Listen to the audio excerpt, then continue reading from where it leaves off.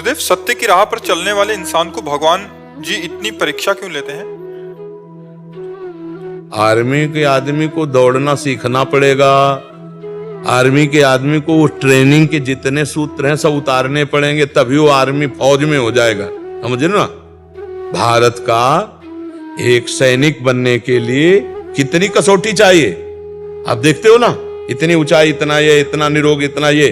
तो भगवान का पार्षद बनने के लिए कितनी कसौटी चाहिए, वही कसौटी होती है। सत्य के मार्ग पर चलने वाला कभी ये प्रश्न ही नहीं कर सकता कि इतनी कसौटी क्यों ली जाती है। नहीं नहीं, आर्मी में जो जाने की कोशिश करता है वो उत्साहित होकर सुबह रोज दौड़ लगाता है। वो रोज वो हर प्रयास करता है, जानकारी करता है कि आर्मी वाले को क्या क्या सीखना पड़ता है। तो ऐसे हम भगवत प्राप्ति करना चाहते तो हमको जितनी भी कसौटी है वो हंस करके पार करना है। भाई पीएचडी तक जाना है तो आपको हर क्लास पास करना है। ये बहुत बड़ी ऊंची स्थिति भगवत प्राप्ति। तो इसमें सत्य में चलने में अभी सत्य को समझा नहीं। जैसे हम सही रास्ते पे चलते हैं ना हमारा जी, तो हमें कोई ना कोई गलत रास्ता ही नजर आता है, कोई बाहरी वेग। हाँ, तो हमको अपनी कसौटी पे रहना, हमें सही चलना है, हमें थोड़ी गलत रास्ते में झुक जाना है। यही तो हमारी बात है। जैसे हम किसी के साथ सही करते हैं ना जी, तो लोग हमको मतलब गलत ही बताते हैं। तो लोग बताएं गलत, आपको तो पता चल रहा है आप सही चल रहे, फिर क्या है। अगर लोग आपको सही कह रहे हो, आप गलत कर रहे हो, तो हमारा भारतीय कानून आपको जेल में बंद कर देगा, हमारा भागवतिक कानून आपको नरक भेज देगा। और आप सही चल रहे हो, लोग आपको गलत कर रहे हैं, इससे क्या होना है, क्या फर्क पड़ना है।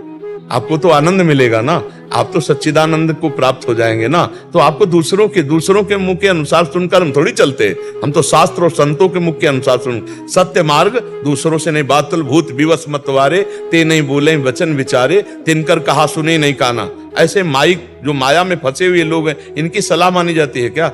हमको इनकी बातें थोड़ी माननी है। हमको गंदे आचरण का त्याग करके और सत्य मार्ग में चलना, चाहे सब हमारी निंदा करें, चाहे सब हमारी वंदना करें, इससे हमें कोई फर्क नहीं पड़ता। हम अपने मार्ग में अटल हैं, ऐसे चला जाता है इस मार्ग में।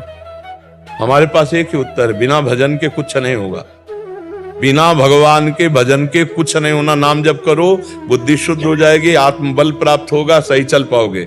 हम अनुभव की बात कहते हैं। समस्त संसार को सुख शांति और दुखों से निवृत्ति का एकमात्र उपाय है भगवान के नाम का जप। अगर नाम जप नहीं कर रहा, कोई भी हो, कहीं भी हो, असंतुष्ट होगा, चिंतित होगा, शोकित होगा, दुखी होगा, कुछ भी कर ले। ये हम अपने अनुभव, अपने संत गुरुजन, शास्त्र और गुरुवाणी महापुरुषों के वचनों के अनुसार करें। बिना नाम जप के, बिना संतों के संग के इन दुखों से पार नहीं पाया जा सकता। नाम जप करते हो, हाँ, उसी को और बढ़ाओ। कोई नशा तो नहीं करते? मैं सोचता हूँ जब भी नाम जप करके हाँ, चलते फिरते भी कोई पैसा लगता है? चलते फिरते, उठते बैठते नाम जप करो। और जो लोग तुम्हें गलत सिखाएं तो उस समय तुम्हें और पुष्ट हो जाना चाहिए।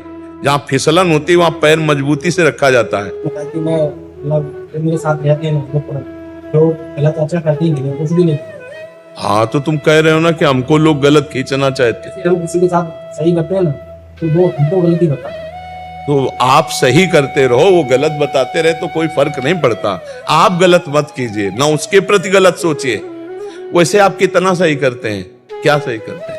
जैसे जब किसी के बारे में सही सोचते हैं तो हमें किसी के बारे में सोचने का मतलब क्यों है?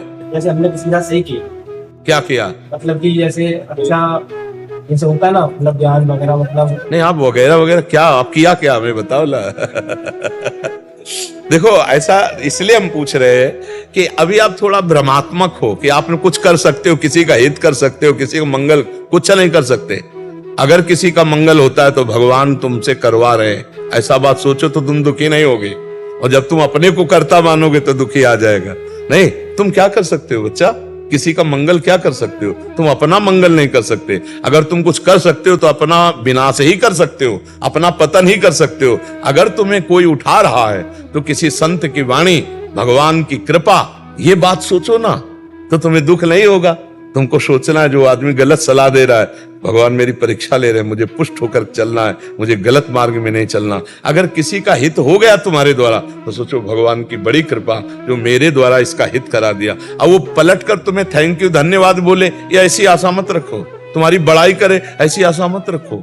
ये आशा तभी है जब तुम अहंकार से युक्त हो कि मैंने किसी का हित किया। ये सबसे बड़ा दोष है। भगवान हित करा रहे हैं, अब तुम्हें कोई गाली दे, तुम्हें कोई चाहे वंदना करे, तुम्हें दोनों बातों में समान रहना है, क्योंकि तुमने तो किया नहीं, भगवान ने तुम्हारे द्वारा उसका मंगल करवाया, हित करवाया, ऐसे सोचा जाता है। तब अहंकार रहित होकर भगवत मार्ग में आगे बढ़ा जाता है। अगर ये आएगा हमने इसका हित किया, हमने, तो फिर देखो दुखी हो, वो गाली दे दिया हुआ ऐसा, तो फिर आप दुखी हो जाओगे। नहीं, जो दुख और सुख में समान होता है भगवान का भक्त होता है। आगे बढ़ो, नाम जप करो और सत्संग रोज सुनते रहो। मतलब गाली देते, कुछ भी बोल दे कोई, तो मैं कुछ पलट। अरे गाली तो बच्चा तुम्हें क्या, भगवान को भी देते हैं लोग, नहीं है? अरे पूरी सृष्टि में अगर देखो तो 1000 भगवान की पूजा करने वाले, तो 2-4 तो गाली देने वाले मिलेंगे भगवान को भी।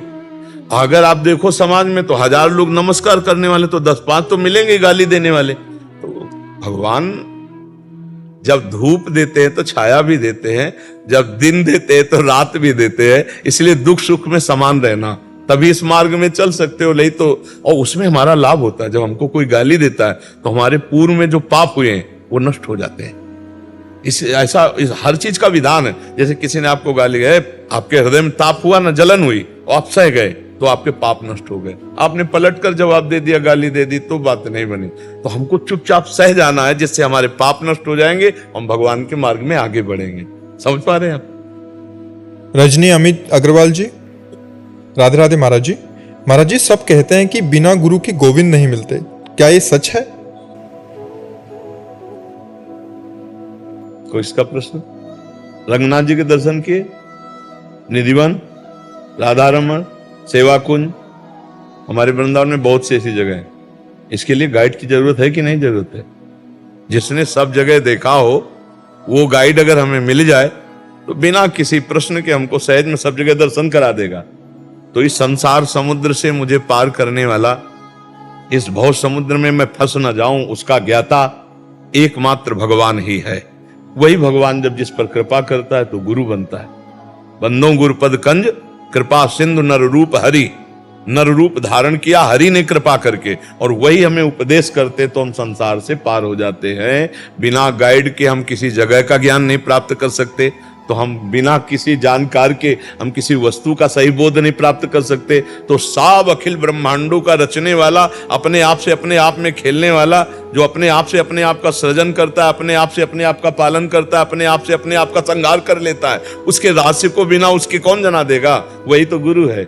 जो जना दे वही गुरु है, और जो जान गया वो उसी में लीन हो गया। जानत तुम्हें होए जाई, और सोई जानो जे दे जनाई। तो ये तो पक्की बात है, बिना गुरुदेव के कैसे जान सकते हो?